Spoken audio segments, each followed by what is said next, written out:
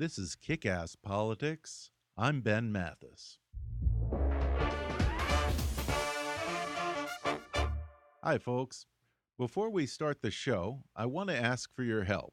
If you enjoy Kick-Ass Politics, I hope you'll help us reach our goal of raising our full production budget for 2016 by donating on our website at kickasspolitics.com or at gofundme.com/kickasspolitics. Thanks for listening, and now enjoy the show.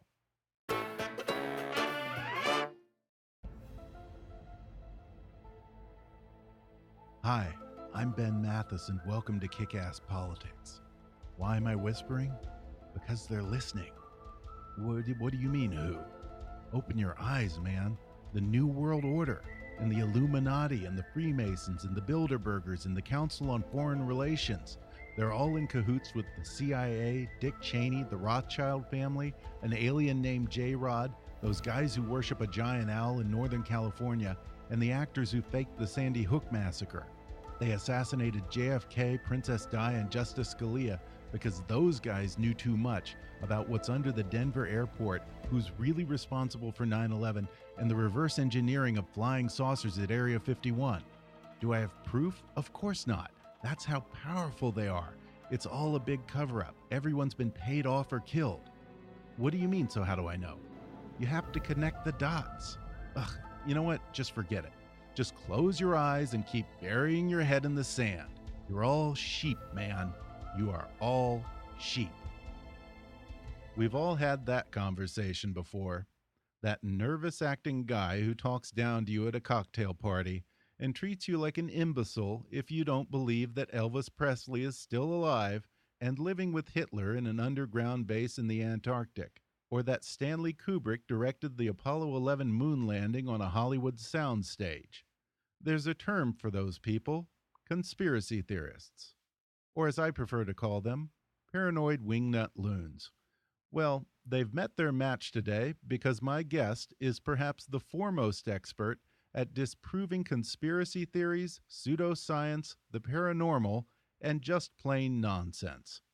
He's Dr. Michael Shermer, founder and publisher of Skeptic Magazine. He's also a distinguished presidential fellow at Chapman University and writes a monthly column for Scientific American. In addition to that, he's a frequent contributor to Time Magazine, and he's appeared on such shows as The Colbert Report, 2020, Dateline, Charlie Rose, and Larry King Live. He's given 2 TED Talks, which were voted into the top 100 of the some 2,400 TED Talks given to date. And he's written 14 books, including his latest, called Skeptic: Viewing the World with a Rational Eye. Today, Michael Shermer will outline a simple way you can put conspiracy theories to the test. He'll explain the psychology behind conspiracy thinking and how much of our predisposition toward conspiracies is actually a holdover from the completely rational survival instincts of our caveman ancestors. He'll talk about what kind of people buy into conspiracy theories, and he'll raise serious concerns about conspiracy theories going mainstream as media figures like Alex Jones and Jesse Ventura perpetuate a cycle of delusion and paranoia. Plus, we'll cover the moon landing, anti-vaxxers, Sandy Hook, 9/11, the Denver airport, the death of Vince Foster, the Illuminati, the Bilderbergers, Area 51, chemtrails, fluoride in the water, and much, much more. When we put those and other wingnut nonsense to the ultimate test with my guest today, Skeptic Magazine's Dr. Michael Shermer, in just a moment.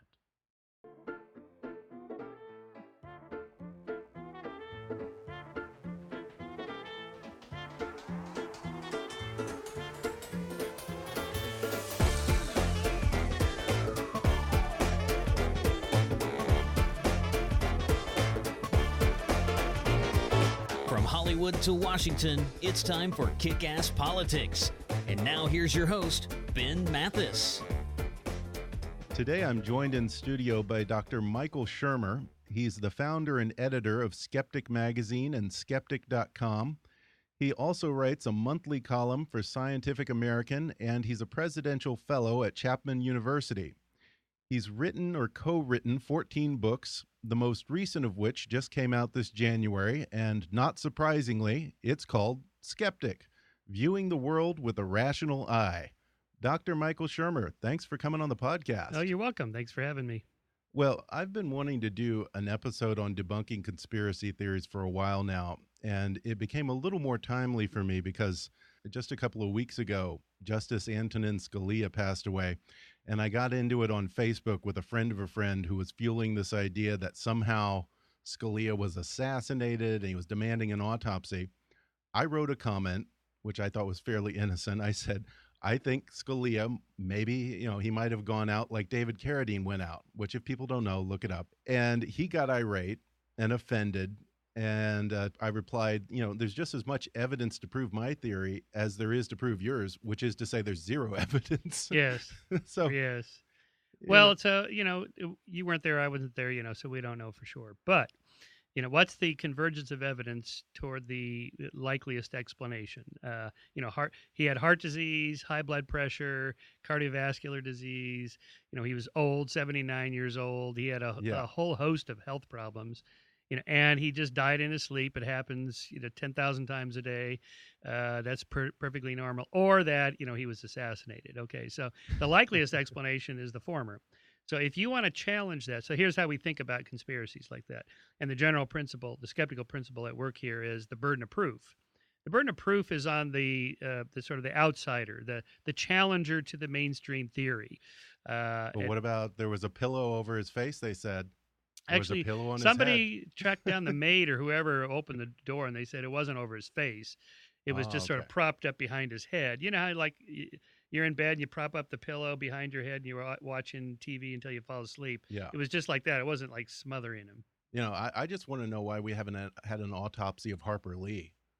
Yes, Harper Lee is now there's a conspiracy. Within a week of each other. That's not iffy. Yes. They usually go in threes, you see. Yeah. What is that? The three theory? It's patternicity, just the tendency to find meaningful patterns in random noise. There is something about threes. The good, the bad, and the ugly, and location, ready, set, go, on your marks, get set, go. There's a whole bunch of these things that comes in threes that our brains notice. The reason is if you think about this for a second, if you hear like a knock, like you think, I wonder what that was. If you hear like, whoa, wait a minute, I wonder if somebody's at the door. But if you hear, you think somebody's at the door. So the third data point makes for a pattern in our brains. Well, let's talk about that as it applies to conspiracies. You have a master's in psychology, and you've written several books, such as The Believing Brain, in which you analyze why people believe in irrational things. Explain to me why human beings are so prone to conspiracy thinking. Conspiratorial thinking is a form of patternicity. That is, you're looking for and finding patterns in the world, and there are patterns, and it's a good thing we're able to do this. It's called learning. A is connected to B, and oftentimes they really are connected causally, and it's a good thing we can make that inference, or else we wouldn't learn anything and survive. So what I'm arguing is that people believe weird things not because they're stupid, uneducated, or whatever. It's that all of our brains are wired up to find connections and patterns. My thought experiment is, imagine you're on hominid on the plains of Africa and you hear a rustle in the grass. Is it a dangerous predator, or is it just the wind? Well, if you think the rustle in the grass is a dangerous predator, it turns out it's just the wind. You've made a type 1 error, a false positive. You thought A was connected to B, but there's no connection. But that's a harmless error, relatively harmless error to make. You just sort of move out of the way or whatever, no harm. But if you think that the rustle in the grass is just the wind and it turns out it's a dangerous predator, you're lunch. There's a cost. It's a high cost error to make. That's a false negative. Okay. That's a type 2 error. So it's better to be safe than sorry. Better to be safe than or sorry. Exactly than sorry. right. Okay. That's right. So it's kind of strategic paranoia. Just to be on the safe side, let's assume that rustles in the grass are dangerous predators. Let's assume the patterns we see are predators, are bad people, are conspiracies, even though they may not be, because the cost of making one error is more than the cost of making the other error. Now, in the modern world, it doesn't necessarily take us out of the gene pool, but in our evolutionary ancestry, it might have. So there's a selective pressure for assuming that everything you encounter, almost everything you encounter, is real, just in case. So just the mere comprehension of an idea is associated with believing it, such that disbelieving it or being skeptical or challenging it is a whole nother step. It's a heavier cognitive load because you have to understand what the thing is that you're looking at or studying, and then go one step further and go, you know what, but I don't believe it. So that takes another layer. It's like lying. To lie, you have to know what the truth is, and then a layer on top of that is the lie. So that's a heavier cognitive load. Interesting. So it's basically a survival instinct gone wrong. Yes. Interesting. Now, of course, we vary. You have the Alex Joneses of the world that think everything is a conspiracy, or the Jesse Venturas. I just did his show a few weeks ago. Oh, really? Everything is. He's never met a conspiracy he didn't like. It's like, okay, if everything is conspiracy, then nothing's a conspiracy. It doesn't mean anything. Yeah. So we have to be able to distinguish. Well, yeah, and as you just said, there are real conspiracies out there. They're few and far between, perhaps, or they're much more innocuous than people assume. What are examples aside from, let's say, Watergate or the Monica Lewinsky scandal? What are some examples of real conspiracies that turned out to be true? Yeah, it's an important point to make, because what do we mean by conspiracy, and what's the difference between conspiracy and conspiracy theory? How would you define that? Yep. So conspiracy, by definition, is just two or more people plotting to do something to a third party without them knowing about it. So by definition, 9/11 was a conspiracy. I mean, 19 members of Al-Qaeda plotting to fly planes into buildings without telling us ahead of time. That's a conspiracy. And so there's lots of them. And this goes on all the time. In corporations, they're going to do this, and government agencies are going to do that. And so, but conspiracy theory is a different thing. That's where people formulate ideas about what they think is going on. And that's where we get into trouble. So, but the question is, which ones are the real ones or which are not? And the ones that prove to be true, they usually don't involve hundreds and thousands of people keeping their mouths shut. It's usually, Watergate was like, what, 3, 4, 5 guys couldn't keep their mouths shut? Watergate is a great example, because here you have the most powerful administration in the world. And at his fingertips, he could have the best spies and whoever, and they couldn't even break into a hotel room and pull it off. And so in my conspiracy detection kit, we have this in Skeptic Magazine. So there's certain criteria. The more people that have to be involved, and the more elements that have to come together at the right moment, the less likely your theory is to be true, because people are incompetent. They make mistakes, they chicken out, I don't want to do it, or they bumble and fumble, and the more people you have, the more are likely to tell somebody who tells somebody before you know it, they're on some show talking about it, and also the more elements that have to come together. If you have just one or two people just have to do one or two things to make it come off, not so hard. But if you have, thousands of people have to be at the right spot at the right moment, and everything has to go just right, like an old episode of Mission Impossible, where everything has to be just right to make it happen.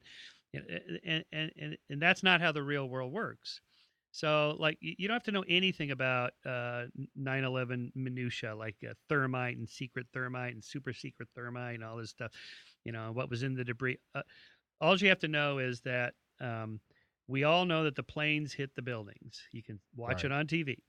And so what the truthers want to do is add another element to that, and that they also implanted explosive devices. Okay, wait a minute. We know, you can see where the buildings began their collapse, at the point where the planes hit the building. So the people planning the explosive devices would have had to know in advance what floors that to place those explosive devices, and at the angle. That's a lot of coordination to figure out the plane and the planting of the bomb on the same level. That's right. And furthermore, these are two of the most secure buildings in the country, because remember, they had terrorists attempted to blow up the building back in 1993. Yeah. So the security in those buildings is intense. So how did these people get in there to plant these explosive devices? And you have only to go on YouTube and watch people that do this for a living and how they do it. They go into these old buildings. Demolition experts. You have to knock out the drywall like this drywall. Mm-hmm. You have to and get into the beams that the structure supports that hold the building, and wrap those in these explosive devices. How do they do that in these buildings with people? There are 50,000 people working in those buildings. How do they? Oh well, they were pretending to be elevator repairmen. Like in a Mission Impossible episode. Yeah. People watch too much TV. This is not how it works. You'd have to, break into drywall in hundreds of these offices to get to those beams on the. It's just crazy. Well, they just bought those people off. Yes, or they had dirt on them. And this is Isn't Jesse that how it Ventura's works? argument. Jesse says that, in Black Ops and stuff, you buy people off, you pay them, and you make them keep secrets, and it's true that that top secret agents do keep secrets. In Burbank during the Cold War Boeing had like an X project type offices there where they did all this stuff for decades and nobody knew. It was right here in Burbank. And so it's true. Sometimes that can happen for a while. But the more people you have, the less likely everybody's going to keep their mouth shut. Not one person told his girlfriend who told her friend who, and then before because that's what happens. Yeah. And here's where that conspiracy theories go off the rail is when they become these sort of global, international, take over the world, run the world's economy. Bond villain stuff. Bond villain stuff. The bigger the scale, the less likely your conspiracy theory is to be true. Real conspiracies are like, well, let's fund this third world dictator. We don't like him, but he's better than the other dictator, and we have oil reserves there or troops there or something. That kind of stuff goes on all the time, as we know, and there's probably more we don't know. And so this is one of my counters to the 9/11 truthers. You guys are misdirecting attention from the real stuff. And all those South American dictators in the 70s, when Kissinger was, messing around, we're going to fund this and fund that, we're going to do this and that. All this stuff is now coming out. Okay, that's a conspiracy. Because, did Congress ever, our elected officials, did they approve all of those little actions? Probably not.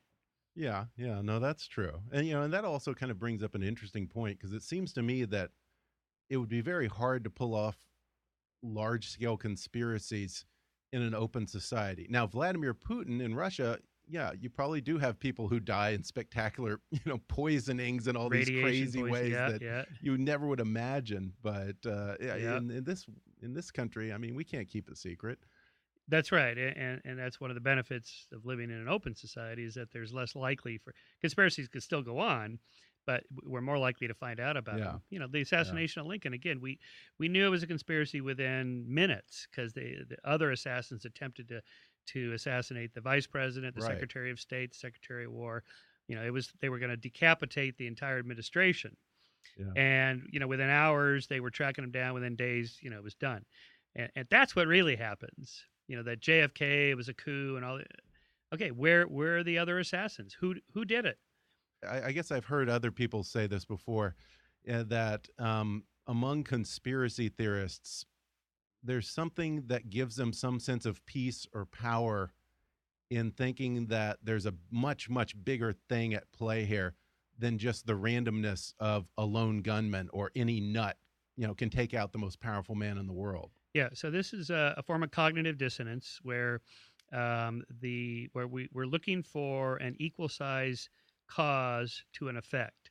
So if you take something like the Kennedy assassination, so here you have the most powerful person on the planet, charismatic and handsome and intelligent and so on, and he was assassinated by who? Lee Harvey Oswald. I mean, this is a nobody, a lone nut. So there's an imbalance there that feels dissonant. We want to balance it. Princess Di, it's her cause of death: speeding, drunk driving, no seatbelt. Yeah. This happens 30,000 times a year in America. It's so common, but princes are not supposed to die like that. Yeah. She's beautiful and famous, and so it must have been that we were looking for a cause of equal size. Think of the Holocaust. It's one of the worst genocides in human history, caused by one of the worst regimes in human history. It feels like, that makes sense. Yeah, you would expect that. But 9/11, oh boy, it brought down America, blah blah blah, by 19 guys with box cutters. You'll hear this. 19 guys with box cutters. Come on. Actually, in an open society, that is how it would happen. because you don't notice people walking around with box cutters. They're just, Right. they just sort of slip into the nooks and crannies of a free society. Who noticed that they weren't taking landing lessons, just taking off lessons? You know? Yeah. So Yeah, you're looking for something much bigger than that, I guess. right. Because it's like, how do you make that leap from saying, okay, big pharma is in business to make money, to they're trying to keep us sick and give our kids autism, to what purpose, I have no idea. Well, but there's also something about powerful people and organizations, that people that are not in those organizations from the outside assume that they're more powerful or bigger and have more control than they really do. So this is kind of a conspiracy theory that I have, that, when you're elected president, they take you in the back room and they go, okay, here's what's really going on in the world. You can't close Gitmo because of blah, blah, blah, blah, blah. If you pull the troops out now, then oh my God, but I told everybody, yeah, don't worry about it. They all tell people, they all have these campaign promises. So I think that is the case, that, why can't this CEO just do that? Well, they just can't. They have boards of directors, their checks and balances. You just can't do everything you want to do. Yeah, and I don't know if it was on your website or somewhere else that I read that talked about the demographics of conspiracy theorists. And the one thing that they generally tend to have in common is that they are the people out of power. They are essentially the losers in society. Yeah. And they're trying to rationalize why they're not getting what they deserve. That's right. The powerless want to get power, or at least they want to have a voice in it, which is really driving the current election campaign. Just the anger. When you have Trump and Bernie saying, we're sick and tired of these corporate or government, agents doing, the average goes, yeah, I don't like that. Yeah, how come I don't have any of that power? It's kind of feels like I'm sending my guy in there to stir things up because it feels good. Well, we're going to take a quick break, and then when we come back, we'll go through the list one by one as Dr. Michael Shermer debunks some of the most popular conspiracy theories. When we come back in just a minute.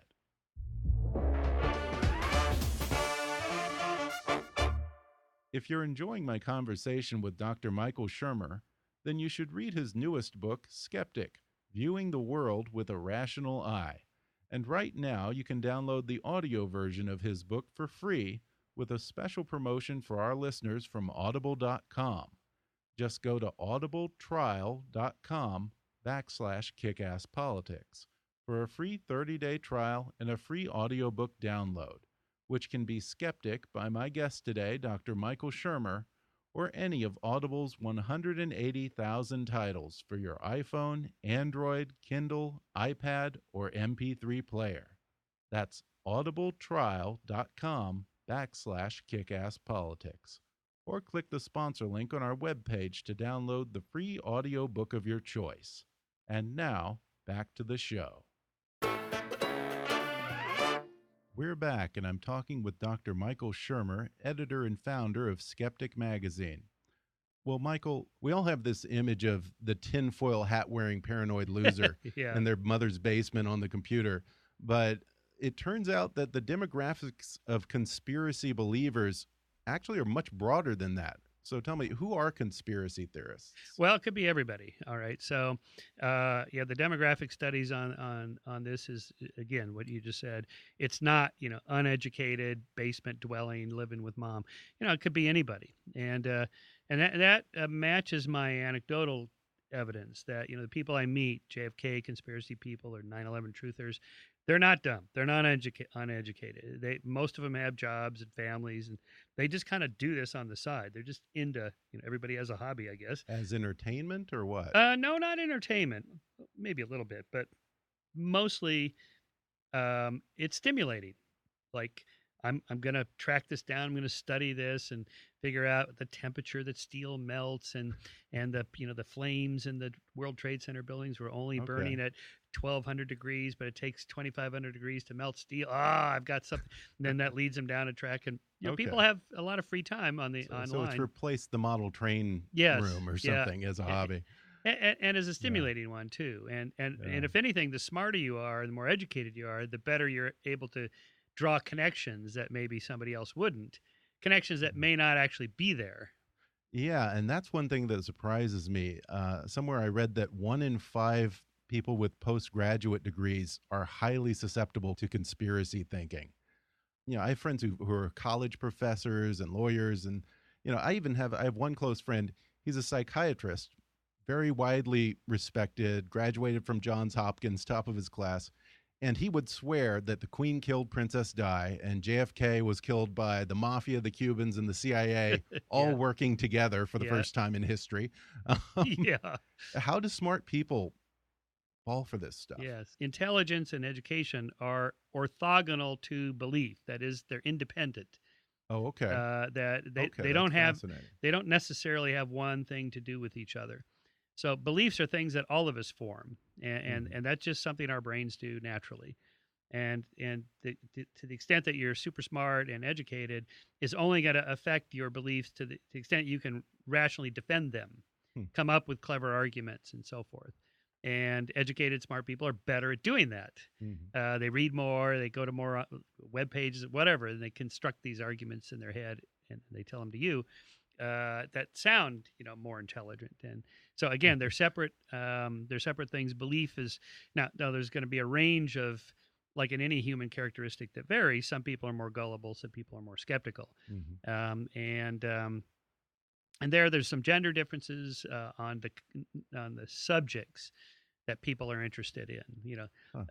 Creationists, you go to like a Holocaust denier, creationist, 9/11 truth, it's almost all guys that are there. Okay. Other beliefs like astrology, psychic stuff, there's more women there. Right. And blacks tend to be more conspiratorially minded about like the AIDS virus or crack cocaine, that the government was planning crack cocaine in downtown Los Angeles in the 80s, or that AIDS was invented to destroy the black community. Whites have other kinds of conspiracy. There are no clean hands here. That's Is that right. what you're saying? Yeah. Okay. Yeah. And politically, again, it varies. Republicans tend to believe certain conspiracies about, governments that are doing bad things, and Democrats tend to think it's corporations doing secret bad things. And, libertarians, they think everybody's doing bad things, both left and right. This is why it's an interesting, the whole anti-vaccination movement. This cuts across both political things because, because the CDC, big government agency, is involved, and big pharma, corporations. So if somebody's making a profit or has some kind of political control, must be bad. So you get a bipartisan conspiracy theory. Okay, finally something that brings us together. Anti-vax. Can we dispel that? Is there any shred of evidence that vaccinations cause autism? None at all. Not a shred of evidence. And there never was. There was only one study done by this guy named Wakefield that was debunked. And then he actually, it turned out to be a fraudulent study. And so not only was the study withdrawn from the publication, journal that it was in, but he was disbarred. Not disbarred. That's what lawyers do to lawyers. He was his medical license was taken away. He can't practice medicine anymore. I mean, it's totally right. But the meme somehow got out there. The reason is just because of anecdotal thinking. So you have a population of people that get vaccinated, which is most everybody, and then you have a smaller population of people that get autism, and by chance they're going to be overlapping. Those two Venn diagrams are going to overlap. So and in time, so parents that get their kids vaccinated and then they start noticing something wrong just by timing. They take the kid to the doctor a couple months later. Oh, your son has autism. Well, what would cause that? Well, we don't know the cause. What's the last thing we did that was the vaccinations? That was it. So, so it's reinforced by anecdotal thinking. Well, what do I say to the people who say, well, if you look at the history over the past 20 years or 30 years, whatever, the incidence of autism has skyrocketed. Yeah. Well, okay. It's a product of two things. One, the expanding category of what constitutes autism. It's a spectrum disorder. Yeah. And over the last couple of decades, who gets diagnosed as autistic has gotten broader. I mean, there's more people because the category is broader. Yeah. The number of characteristics, behavioral characteristics that a physician may see in a child has broadened. The list is longer. So the more things you see, the more likely you are to say, yes, I think he's on the spectrum. and so that category gets filled up with more people. So it looks like there's a spike going up there. And then the second effect is that then you're more likely to start looking for those things and throw it into that category. Whereas before it would have been, oh, your son's just a little, unusual. Don't worry, he'll be fine. And oftentimes they are fine. I've never met someone who might say, okay, 9/11 was an inside job, but then at the same time believes JFK was assassinated by a lone gunman, or we really did go to the moon. Explain, why is this such a slippery slope? Yes, well, it's not so much a slippery slope as characteristics of people tending to believe or not. So as I mentioned earlier, there's a variation of propensity to be gullible or skeptical, and that those that are slightly on the more gullible side, once you tick the box for believing X conspiracy, you're likely to believe most of them. Huh. And it's not just conspiracy theories. I mean, people that believe in, say, psychics or ESP or astrology are also more likely to believe in Bigfoot and the Loch Ness Monster and aliens are visiting and the whole host of things. So it's a belief propensity. Okay, yeah. Why can't they discriminate though? Because, well, why can't they? It's just sort of a more open-mindedness. So if we think about how many new beliefs should we incorporate into our thinking process? Mm-hmm. You don't want to be so skeptical you never learn anything new because you just don't believe anything. Right. But on the other hand, you don't want to be so open-minded as we say that your brains fall out and you believe everything. So there's the rub there is that balance. So that's what we need, the tools of critical thinking, skepticism, and science to be able to tell the difference. It's like I'm Mr. Skeptic. I have a column called Skeptic. I have a book called Skeptic. So what, you don't believe anything? No, I believe all sorts of things. Again, a good scientist should just be open to the evidence. Yeah. But on the conservative side, that the burden of proof is on the claimant challenging the theory. I'm getting inundated now with alternative theories of physics about gravitation waves because that's in the news, right? There aren't really gravity; they're magnetism. It's really a part of the electric universe, for example. Okay, look, the core theory of physics has been established for a century now, since Einstein, and for over 3 centuries since Newton. So the burden of proof is on you to your alternative theory to explain all the things that the current theory can explain and the anomalies, the weird stuff that the current theory can't explain. My friend Michio Kaku, the cosmologist, string theorist, he actually has on his webpage, if you have an alternative theory of physics, click here, because there's so many of them. Yeah. And then it has a list of things. Your theory has to be able to explain, the relation, the relationship between the proton and the neutron and the electron, and this and this and this. He has a whole long list. And if it can't, then don't bother me. Well, one of the things that's interesting to me is that a lot of times you have people who buy into so much, whether it's conspiracies or pseudoscience or whatever, that they end up buying into contradicting theories. Like Princess Di, she faked her death, but also at the same time, it was a conspiracy by the Queen and MI6. Right. How does that even work? Well, it doesn't work well. It's product of what I call logic tight compartments. People just keep things separate in their brains. Now, obviously, that one, Princess Di faked her death and she was assassinated, obviously can't be true. But again, it's that general tendency that once you go down the rabbit hole of thinking, well, everything's a conspiracy, then you just find them everywhere. And so you begin contradicting yourself. So that's the time, you should pull back and go, well, wait a minute. Not everything's a conspiracy.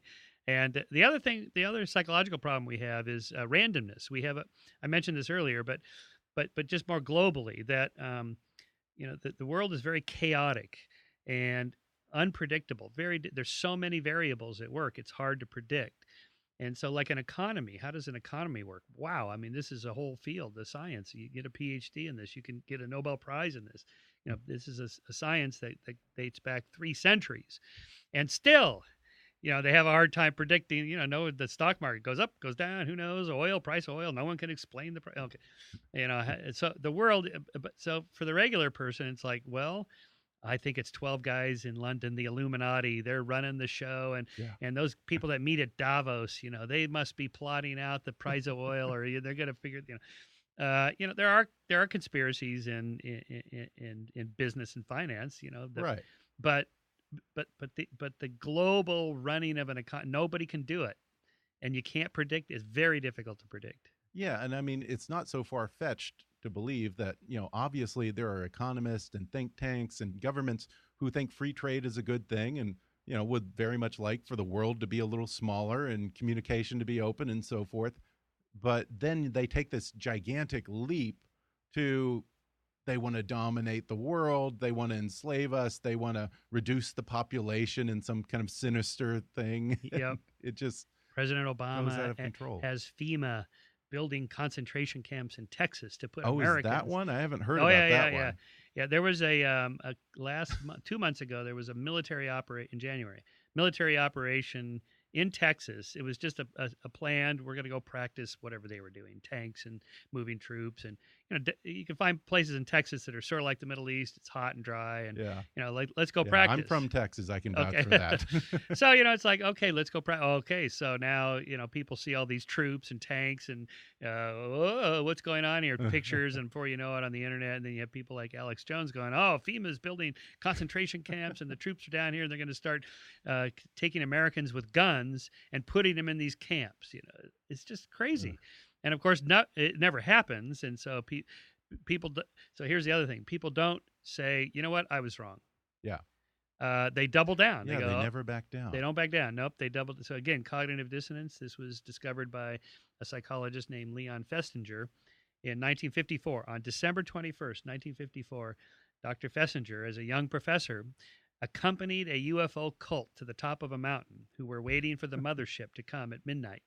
December 21st, 1954, and he was interested in seeing what will happen when prophecy fails. This is the title of his famous book, When Prophecy Fails. And will they just go home and go, well, that was a dumb idea. Shouldn't have sold my house. No, they, well, first of all, it's midnight, nothing. Okay. What time have you got, Bob? Well, maybe it was West Coast Pacific time, not, Midwest time. And then, no, we miscalculated. It's tomorrow night. So they went back up the next night. No, maybe it was next year. We, blah, blah, blah. And, eventually they faded away. But in the short term, they doubled down on their beliefs. They went and enthusiastically recruited. Did they just say, oh, well, we're off by a year? I mean, is it like Oral Roberts? Wasn't it Oral Roberts who said God's going to come take me home if we don't raise $1 million, and then they don't do it? So, well, God's going to give us $8 million, another 6 months. Yeah. Well, they have a number of rationalizations. That we miscalculated the date, or this was just a test of our faith, and we passed the test. So he spared us, or we prayed, and that helped. Or this is my favorite one: it did happen spiritually. So we're now in a new spiritual age. This is it. It did happen. Didn't you notice? Yeah, or like the Mayan calendar.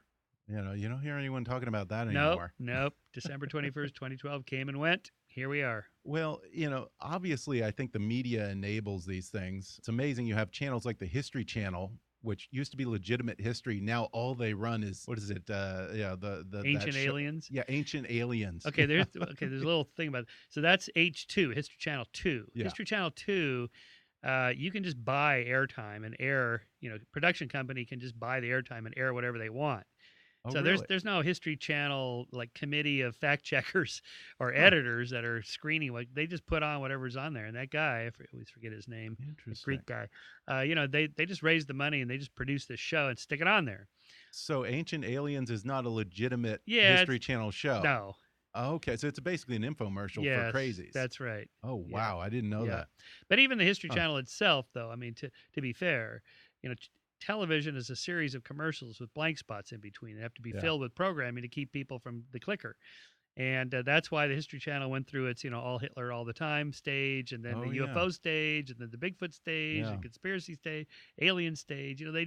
They're just cycling now. They have, people, I don't know what they do with that. They're doing stuff that has nothing to do with history now. Well, yeah. And what was it? Last season, they had a whole series on trying to find Hitler. And where they were trying to track him down in South America something like that. Yeah, well, that's another conspiracy theory. Hitler was still alive. So there's something about the even more than some of the other conspiracies about the myth of the sort of resurrection myth that the king will come back. This is not just Jesus is that's the most famous resurrection myth, but there's lots through history. On the frivolous side, Elvis didn't die, or Marilyn's still alive, or Hitler's still alive. But there's this idea that, again, like Princess Di, no one thinks that people that die in on the in automobiles in America from drunk driving, speeding, no seatbelt.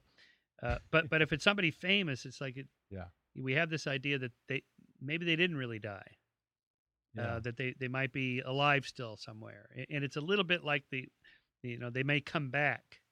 Yeah. And, it's funny because in so many of these cases, like the Princess Di conspiracy, if I was going to kill someone, that's the worst way to try and murder someone in a car crash. They can easily survive it. No one in these situations other than JFK ever seems to die from just a bullet, Right. or something Right. rational. I mean, just imagine plotting the assassination of Princess Di. Okay, so we'll get her driver slightly drunk. Yeah. And then maybe he won't have quite his, and then we'll like have a car behind him, and maybe this will cause him to veer off. And this is foolproof. What could go wrong?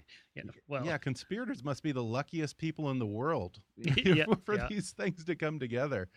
Well, I'm curious, in the media, are there some people? There's Alex Jones. There's what is it, Coast to Coast AM with Art Bell, George Norrie. Who is there? Someone who's in your mind is the worst offender as far as fueling this nonsense? The Alex Jones is the worst. Really? He and Jesse Ventura probably the two that I like to say they never met a conspiracy theory they didn't believe or accept or like.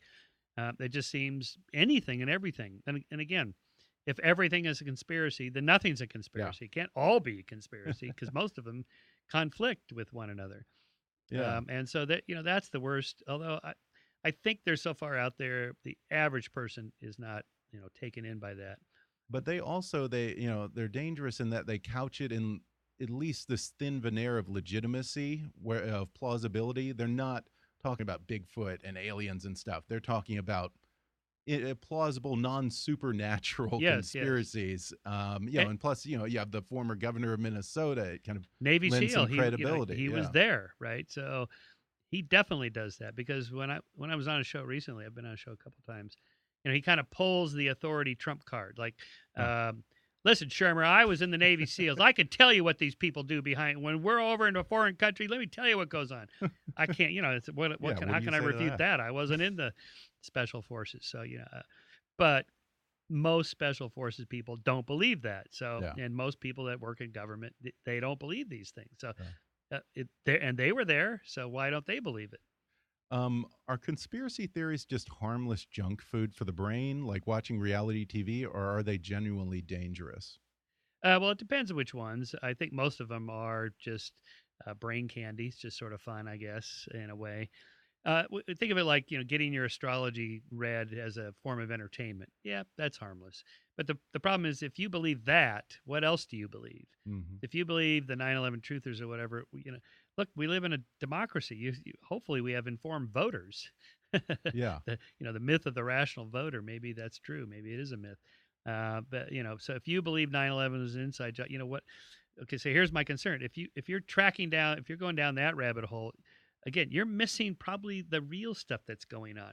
Mm-hmm. Things that do we really want this person elected, or if they are elected, are they really going to do this or that? And the stuff they're doing is not big sexy stuff like, and we're going to take over the world. It's just like, well, we're going to channel some funds, some foreign aid to this particular country, like Saudi Arabia. Really? Should we be doing that? Should we at least have a public debate about that? That's where the action is. It's not as sexy, but it's important. But you do have cases like say Nazi Germany and the burning of the Reichstag, where once you start to believe that there's some sinister hand at play, you start casting about looking to find someone to blame. Absolutely. That example, the burning of the Reichstag, right. Again, they blamed it on this communist guy, but the Nazis did it. That's a false flag operation.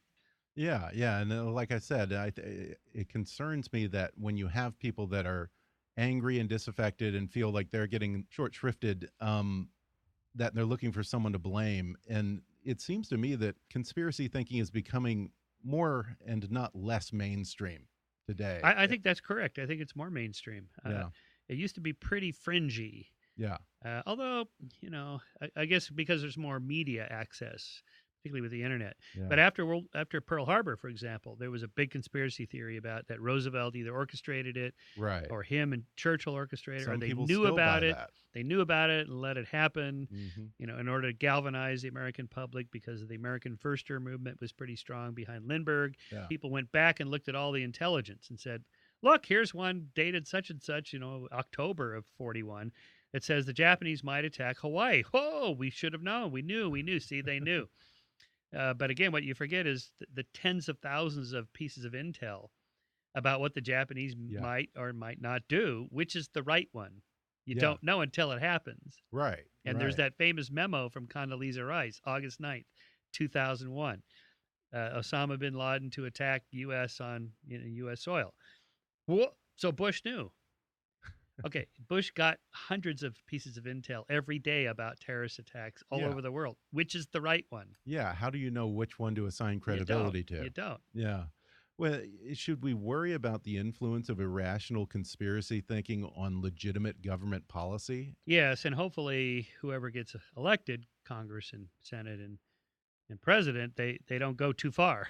Because if you buy a lot of that stuff, then maybe you make decisions on foreign policy, for example, that's not rational. Yeah. Along those lines, it would seem unusual if Donald Trump didn't pop up at some point in the conversation.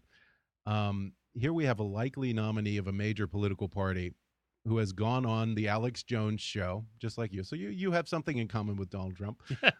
He tacitly spreads misinformation and in many cases deliberately advances conspiracy theories, such as the misconception that vaccines cause autism. Ted Cruz is ineligible to run for president. He spent tens of thousands of dollars trying to prove that Barack Obama was born in Kenya. He fueled the Justice Scalia assassination theory. And recently, believe it or not, in South Carolina, I don't know if you heard this, he said, when he's elected president, you will find out who really knocked down the World Trade Center. What? I haven't heard that. Yeah, and when he was in South Carolina, he said, if I win, you will find out who really knocked down the World Trade Center, which implies that the accepted version is not true. Can you imagine the nightmare of someone who's that paranoid and buys into these things having their finger on the button? Yep. Some of those I didn't know about. Some of this is just sort of dirty politics as usual. Yeah. That's part of any big presidential campaign. Some of this doesn't surprise me. I think Trump is way out there on that. Of course, you never know when he says stuff what he really means, which is itself worrying. I suspect he's posturing and just saying stuff to get media attention. Yeah. Well, before we go, let's just real quick lightning round run through a couple of the most popular theories that are out there these days, most of which are fairly recent ones.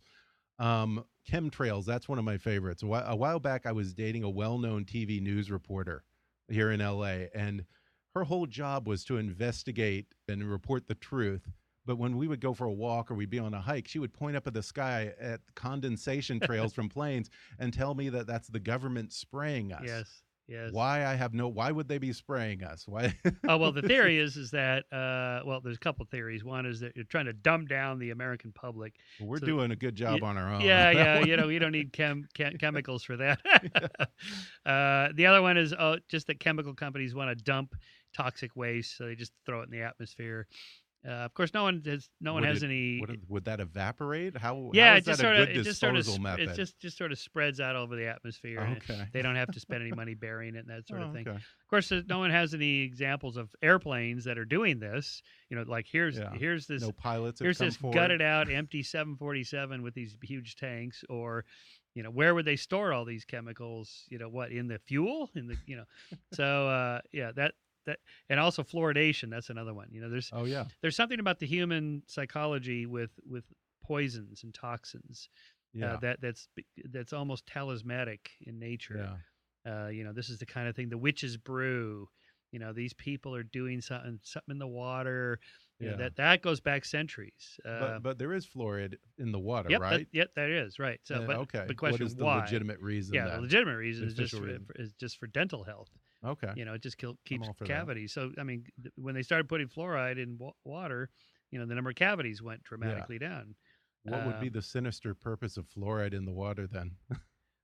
Well, again, getting rid of bad chemicals or just, Oh, controlling the population.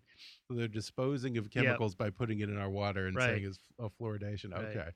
Okay. Well, that's nice. Sandy Hook. The Obama administration hired actors, I Yep. guess, to stage a mass shooting as a pretense to begin taking our guns away. What about that one? Yeah, well, talk to the parents of the children that were shot. They'll answer that one for you. But in short, of course, nothing happened in terms of gun control. So Yeah, every time that's true. there's a shooting, there's a conspiracy theory that Obama did it so that he could take away our guns. Did he take away our guns? No. Could he take away our guns? No. Yeah. If anything, it had the opposite effect. Gun sales go up, ammunition sales Yeah, it go up. actually did. Yeah. Yeah, Yeah, he's the best thing that ever happened to the gun industry. But it's nonsense. Bill and Hillary Clinton had Vince Foster murdered and a whole bunch of other people, Oh, yes. apparently. That was popular in the 90s. Yeah. No one talks about that anymore. Maybe when Hillary, if she becomes president, it'll become storming back. It's the Clinton machine. But look, here's an example where we're missing the real things that go on, the real politicking. And so these other conspiracies about they're having people murdered. Okay, this is a misdirection. Not intentionally, but you're missing what the real stuff that goes on. Yeah. Yeah. Like Hillary's emails and all that. Okay, well, Yeah. there are people investigating that, but that's where the action. It's not as sexy as they had people murdered, But can you prove that she didn't kill Vince Foster? well, I don't have to prove that she did because the burden of proof is not on me to disprove your crazy theory. The burden of proof is on the conspiracy theorists to provide evidence for. It's the same thing with JFK. All right, so you don't think Oswald acted alone? No. All right, who do you think did it in addition to Oswald? Because they usually say, yeah, I know Oswald did it.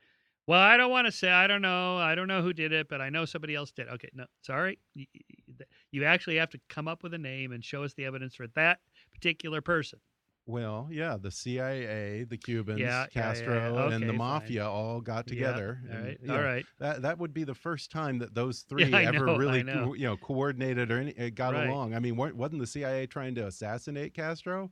Exactly, right. And now they flipped it on Yeah, JFK? Right. Yeah, and where's the photographs or memos from these meetings? Oh, well, Okay, so they're smart. they're They very don't take secret. Right. You Right. know that. Right.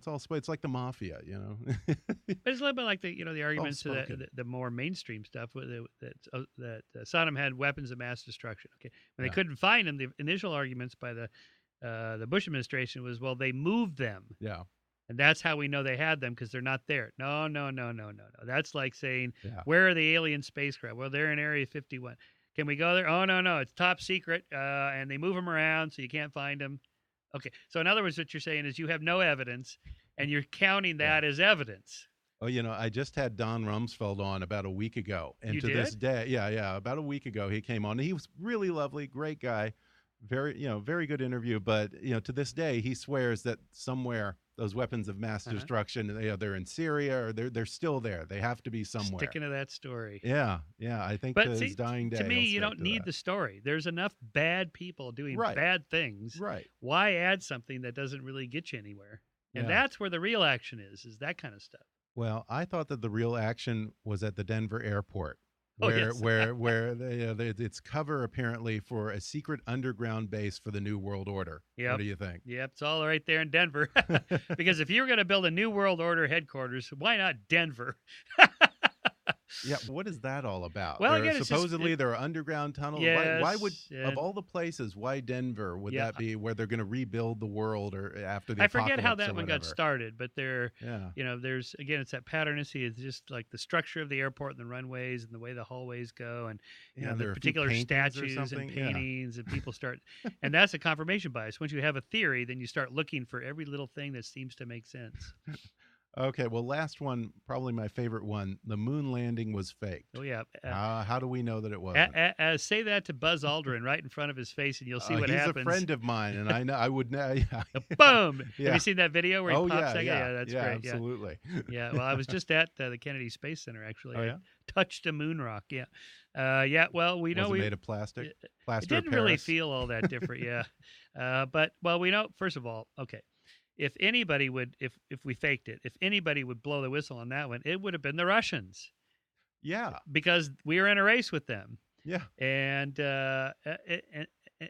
they tracked the Apollo spacecraft on its way out there. You could track it. You could see it with telescopes. I mean, okay, so we know it happened. Okay, okay? I'm surprised they didn't try to discredit it. Yeah, exactly right. So if they didn't discredit it, then Yeah. come on.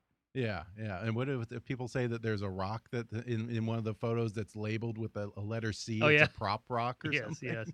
Like the people that staged it were so stupid, they couldn't get the lighting right, and they accidentally put a fake rock in there, and it just Yeah. So it's an interesting thing. It's like at one and the same time, the people that did this are so clever and intelligent. They could pull off the most complex theory ever. And they were so stupid, they had the stage lighting incorrect, so I could figure out that this was fake because the lighting and the shadows is incorrect. Okay.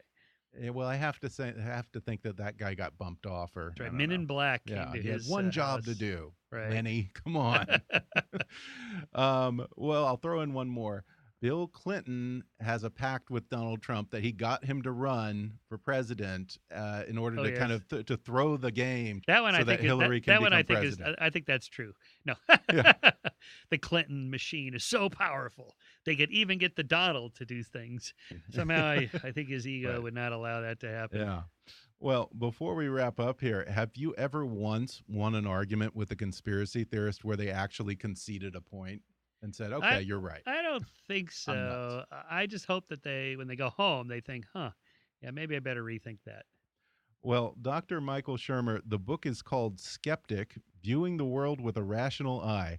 And you can visit Michael Shermer at skeptic.com or at michaelshermer.com. Dr. Michael Shermer, thanks for coming on the podcast. You're welcome. Thanks again to Dr. Michael Shermer for coming on the show.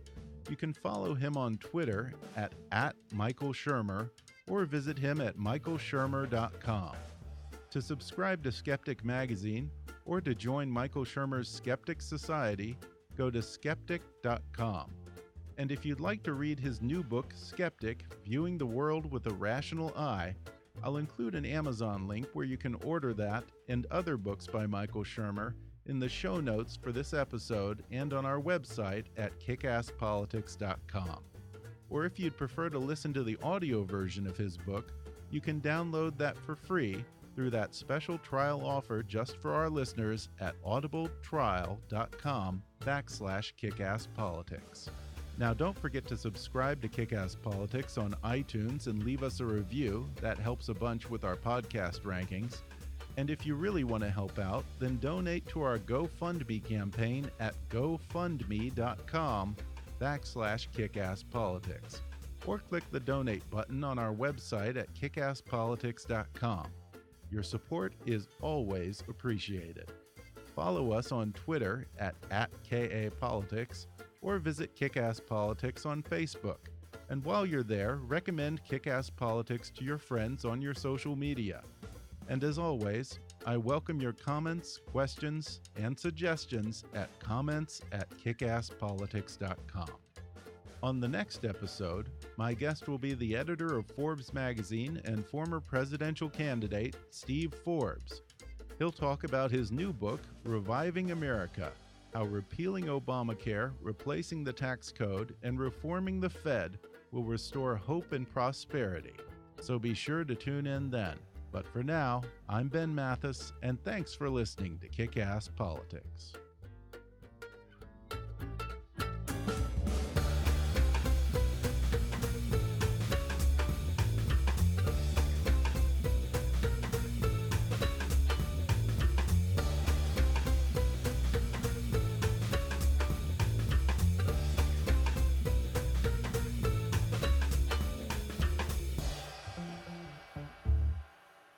This podcast may not be reproduced without express written permission.